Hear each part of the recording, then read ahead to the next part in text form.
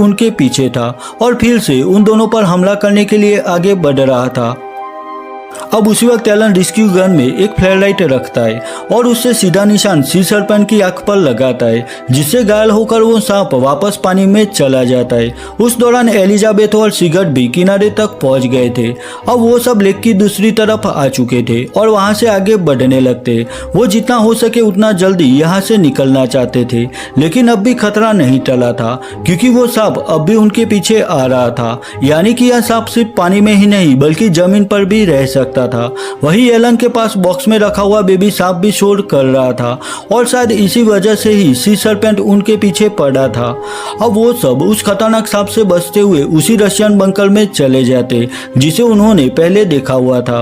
वो बंकर बहुत ही बड़ा था। सिगर्ट बंकर में लगाई गई वेंटिलेशन पाइप देखकर सबसे कहता है कि हमें वो पाइप फॉलो करते हुए आगे बढ़ना होगा क्योंकि वो पाइप जरूर यहाँ से बाहर निकलनी होगी। अब वहां से थोड़ा आगे जाने पर उन्हें वहां से बाहर निकलने का रास्ता मिल जाता है। वहां पर एक दरवाजा था जिसे खोलकर एलन सबसे पहले बाहर आता है, लेकिन एलन का पूरा सामान नीचे पड़ा था। एलन सिगर्ट से कहता है कि वो सामान मुझे दे दो, लेकिन तभी सिगर्ट को बॉक्स में रखे हुए बेबी सांप की आवाज सुनाई देती है। एलन सिगर्ट से कहता है कि तुम मेरा सामान जल्द मुझे दे दो, मैं नहीं चाहता कि तुम मेरा सामान चेक करो, बस मेरा यकीन करो, इससे हम सब जल्द ही मालामाल हो जाएंगे। लेकिन सिगर्ट एलन से कहता है कि यह गलत है।